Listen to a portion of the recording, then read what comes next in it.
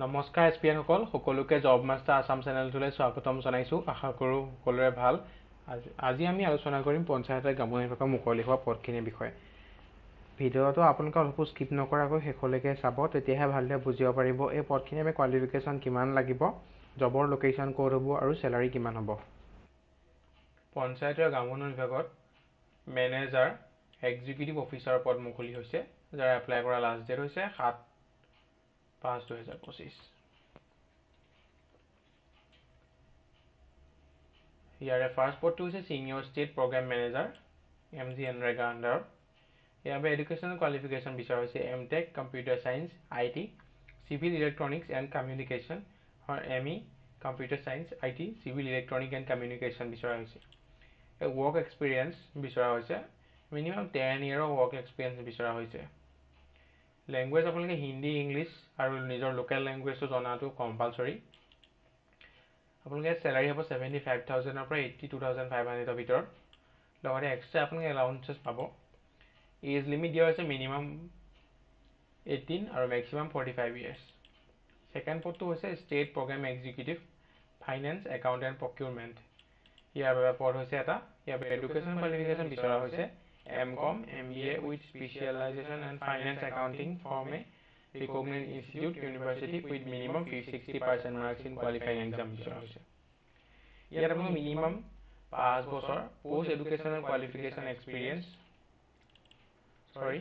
ইয়াত আপোনালোকৰ মিনিমাম 5 বছৰ post education qualification working experience বিচৰা হৈছে। লগতে আপোনালোকে নিজৰ লোকেল লেংগুৱেজটো আৰু হিন্দী ইংলিছ জনাটো মেণ্ডেটৰী। চেলাৰী হ'ব 55,000। লগত আদাৰ এলাউঞ্চেছ আপোনালোকে পাব।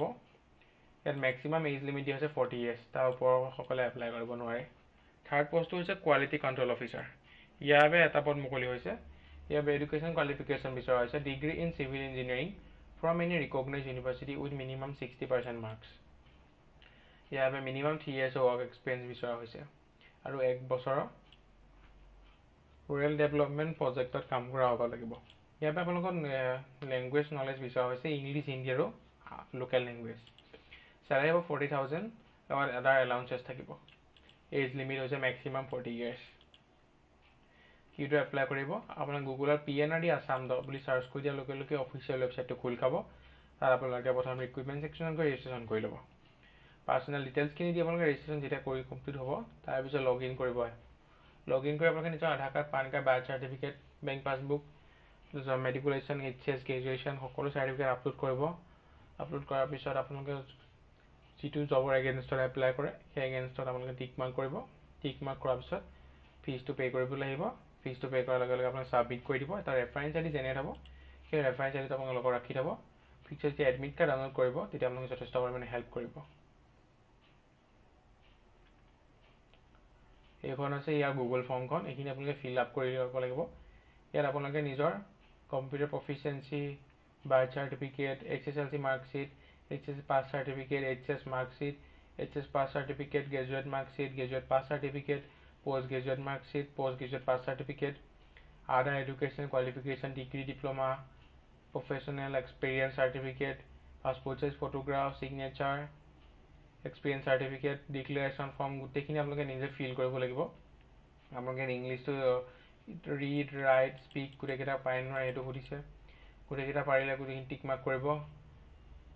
এইখিনি আপোনালোকে গোটেইখিনি ফিল কৰি পেলাই ছাবমিট কৰি দিয়াৰ লগে লগে আপোনালোকৰ ফৰ্মখন আপলোড হৈ যাব।